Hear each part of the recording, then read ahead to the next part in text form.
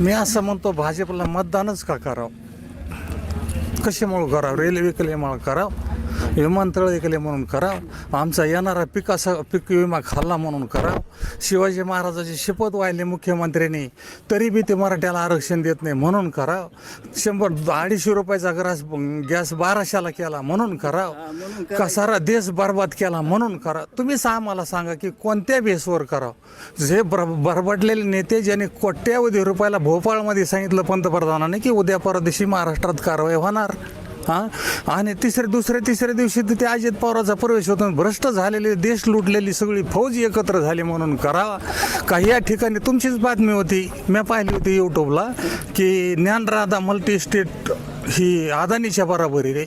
मग अशा तुम्ही बातम्या करतात म्हणून करावं का, किंवा तुम्ही हे असे लोक लुटणाऱ्याला पाठीशी घालता म्हणून करावं. कुठल्या बेसवर मतदान बीजेपीला करावं हे आधी सांगा. जातीवादाच्या पुढचा विषय. पंकजा मुंडेंचे समर्थक किंवा ते म्हणतात आम्ही जर सत्तेमध्ये आलो, निवडून आलो तर आमची केंद्रात सत्ता येईल, मंत्री होतो आम्ही, बीड जिल्ह्याचा विकास होईल. बजरंग सोनवणेंनी काय देणार आहे तुम्हाला? थांबा 1 मिनिट थांबा. 5 वर्षे पहिल्यांदा एक अपघाताने गोपीनाथ मुंडेला तर आम्हीच काय पण सारा महाराष्ट्र दैवत मानत होता, माणूसही चांगला होता, सगळ्या जाती धर्मासाठी जातीच्या पलीकडे काम करीत होता, याच्याशी मी सहमत आहे.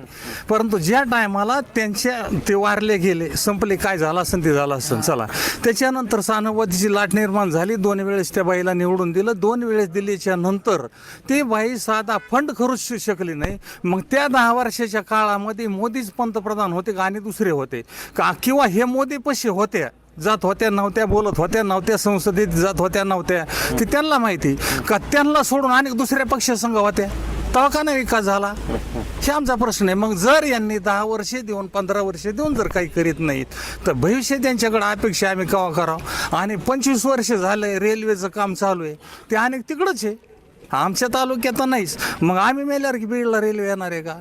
मग नेमका असं कोणता मोठा प्रोजेक्ट आहे? खासदाराचे मोठाले काम असते, तालुक्याकडे एखादा प्रोजेक्ट मंजूर करणे, गोरगरिबाला काम मिळणे, सुशिक्षिताला काम मिळणे.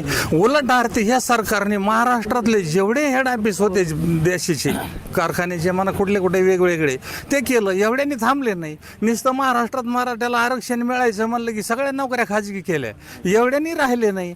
तर तिथं मिलिटरी सुद्धा अग्निवीर म्हणून की 4 वर्षासाठी केली, यांना मात्र 5 वर्षासाठी पाहिजे. आणि लोकांची लेकरं लागायची म्हणलं, कल्याण व्हायचं म्हणलं तर 4 वर्षासाठी, त्याला बी कुठलंच काही नाही. आज रोजाने आल्यासारखं आजी कामाला, उद्या नाही आला तर खाडा. मग असा कोणता विकास आहे मोदी सरकारचा का व्हायना किंवा खासदारचा का व्हायना? इतकंसं आमच्या तालुक्यामध्ये एकूण शिंदपाना आहे, पलीकडून गंगा आहे, मधून पाटे, तरी आम्ही पाण्यापासून वंचित आहेत. असे अनेक समस्या आहेत या देशामध्ये. मी तर म्हणतो, असं म्हणेल मी, माझं व्यक्तिगत मध्ये घटना व्यक्ती स्वातंत्र्य, की यांच्यापेक्षा इंग्रज बरे, निजाम बरे, जेवढ्या 7 शाया होत्या तेवढे बरे. इतके हरामी नीच येते आणि यांना मतदान आम्ही कसं काय करावं? आम्ही नाही हे पाहत, आम्ही मराठा आहे म्हणून बजरंग बाप्पाला करायचं. मतदान हे जातीपातीवर, नात्या गोत्यावर नसावं, आणि नसतं हे भारताचा इतिहास राजा भरतापासून आहे. इतके आम्ही खुळे विचाराचे नाहीत. पण या ठिकाणची जी व्यवस्था आहे की आमच्याकडे या शुद्ध व्हा, किती खाऊन या, किती लुटा, पण आमच्या दे आहे. उद्याच्याला हे कोणाला आम्हाला थांबणाराला ती इडीन पास लावते, चलो अंदर नाही माना तो. अशा दिशेने देश ठेव. लोकशाही संपुष्टात आणणारं पक्ष, पार्टी आणि हे सरकार आहे, त्याच्यामुळं हे देशाला ठेवणं घातक आहे, वाईट आहे. याच्यामुळं भाजप राहता कामा नये. आणि मला विश्वास आहे, खात्री आहे की या वेळेस भाजप कन्याकुमारी ते हिमालयापर्यंत निश्चितनाबोध होईन, राहणार नाही. आणि जर नाही केलं तर हे देशाला ठेवणारच नाहीत. मागचा इतिहास घ्या, पंजाब हरियाणाचा, लोक जर त्या ठिकाणी उपोषणाला बसले होते तर उपोषणाला करण्याचा अधिकार घटनेने डॉक्टर बाबासाहेबांनी सगळ्याला दिला असून त्या ठिकाणी 756 लोक मारले, मेले. बरं, तेवढं लांबचं माहीत नाही. इथं सराटी आंतरवालीमध्ये महात्मा गांधींनी इंग्रजाच्या काळात उपोषण केलं तर गोळ्या नाही घातल्या राव. आणि या ठिकाणी कायद्याचा इतका गैरवापर केला की महिलावर सुद्धा गोळ्या, आणि त्याच्यावरच SIT लावा. असं काय कोणा केलं जरांगे पाटलांनी किंवा तिथल्या नागरिकांनी?